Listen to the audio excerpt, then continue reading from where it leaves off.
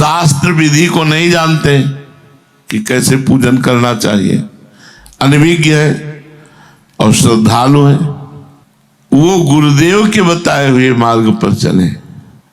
शास्त्र विधान है, करन्यास, अंगन्यास, ये वो सब। जैसे देखो ना, गोपाल शास्त्र नाम के पाठ के पहले है ना, ऐसे भगवत सेवा के पहले है।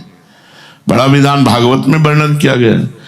पर अपने यहाँ विधि निषेध नहीं, दास अनन्य उत्कट व्रतधारी, मंगला से लेकर शयन तक बस वो श्री जी के पद और सुधा निधि के श्लोक और नाम और मंत्र जप करते हुए श्री जी को स्नान, श्रृंगार, भोग, आरती, ऐसे गुरु और गुरु प्रदत्त उपासना, इष्ट।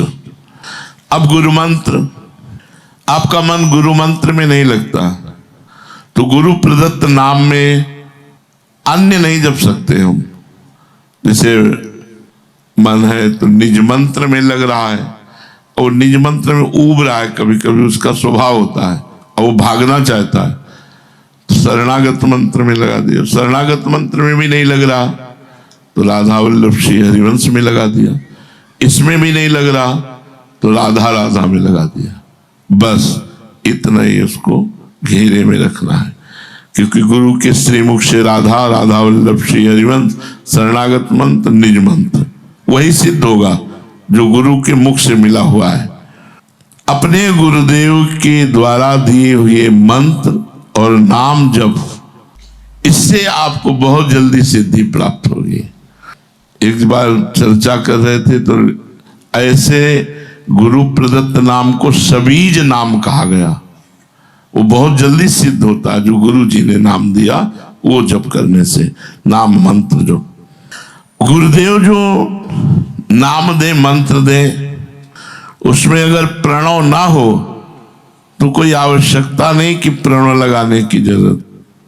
नाम और मंत्र ये दो अपना जीवन बना लेना चाहिए। चलते फिरते, उठते बैठते नाम जब चल रहा है, मंत्र जब चल रहा है, इसके कुछ नियम बना लेने चाहिए कि इतना नाम जप करना है, इतना गुरु मंत्र जप करना है। बिना नियम के ठीक नहीं रहता। अब जैसे हम पहले नियम से जपते थे, अब एक ही नियम है, अव्यर्थ कालत्वम। 1 मिनट भी हमारा भजन बिना ना जाए। क्रिया क्या हो रही हम इस पर ध्यान नहीं देते, ठाकुर जी जाने। चिंतन क्या हो रहा है इस पर ध्यान देते हैं। प्रतिदिन नियम पूर्वक जप गुरु मंत्र का, जैसे हमने 11 माला कहा है कि गुरु मंत्र कम से कम 11 माला तो होना चाहिए। शेष समय नाम जप करो और अधिक जप करो, भगवान की कृपा पर 11 माला जपना चाहिए।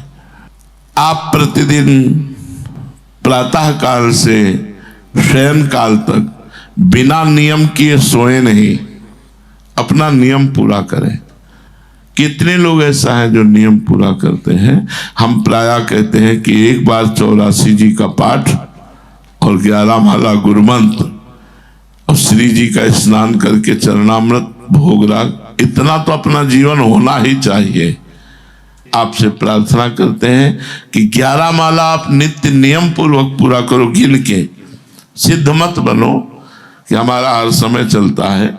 एक नियम पूरा कर लो, 11 माला गुरु मंत्र, एक पाठ 84 जी का और श्री जी का चरणामृत। चाहे नाम का चरणामृत हो या छवि का कपड़ा से ऐसे छवि पोंछ दी और उसे धो लिया तो चरणामृत ही हो गया। आगे वर्णन करते हैं कि या तो अल्पाहार करो या 15 दिन में उपवास करो। रोज इतना अल्पाहार करो कि आपको लगे ही ना हमने भोजन किया है, बस भूख भर मिट गई।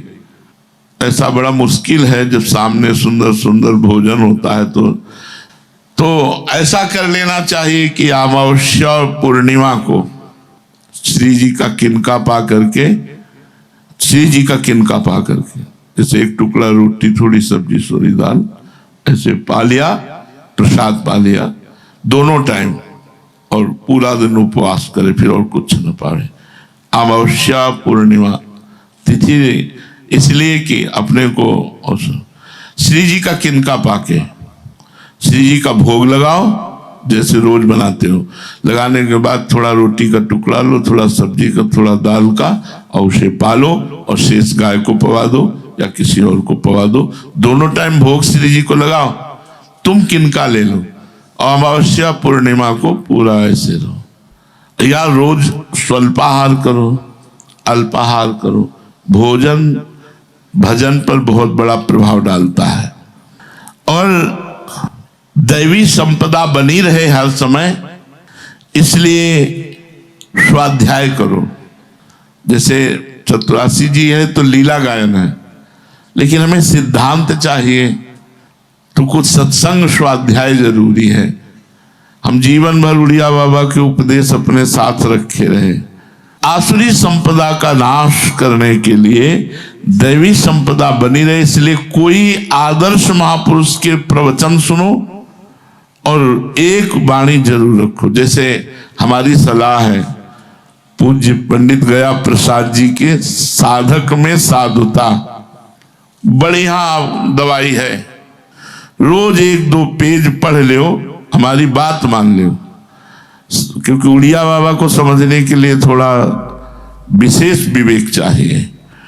साधक में साधुता, और दूसरी वाणी बिल्कुल अमृतमयी पूज्य राधा बाबा की आस्तिकता की आधारशिलाएं, ये जरूर रखो, अपनी बैग में जरूर रखो। 1-2 पेज पढ़ो, तुरंत आनंद की अनुभूति होने लगेगी। क्योंकि हमारा मन, हमारी बुद्धि हर समय पवित्र रहे, हर समय साधन में रहे। कोई ना कोई ग्रंथ हमारी मान लो, संप्रदायवाद से मतलब मत रखो। साधक में साधुता और राधा बाबा की आस्तिकता की आधारशिलाएं, अगर ये, और सत्संग के बिखरे मोती, पूज्य भाई जी महाराज, सत्संग के बिखरे मोती, तो उसमें बड़ी सुंदर सुंदर बातें लिखी गई हैं। अगर हम रोज 1 पेज पढ़ेंगे तो हमारे अंदर दैवी संपदा बढ़ती चली जाएगी।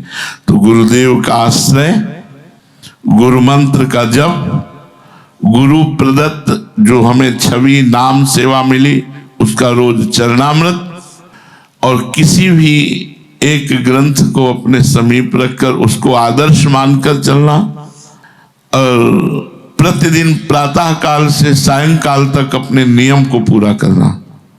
यदि हम ऐसे चलेंगे तो गुरुदेव भगवान की कृपा से इसी जन्म में हमारा परम मंगल हो जाएगा।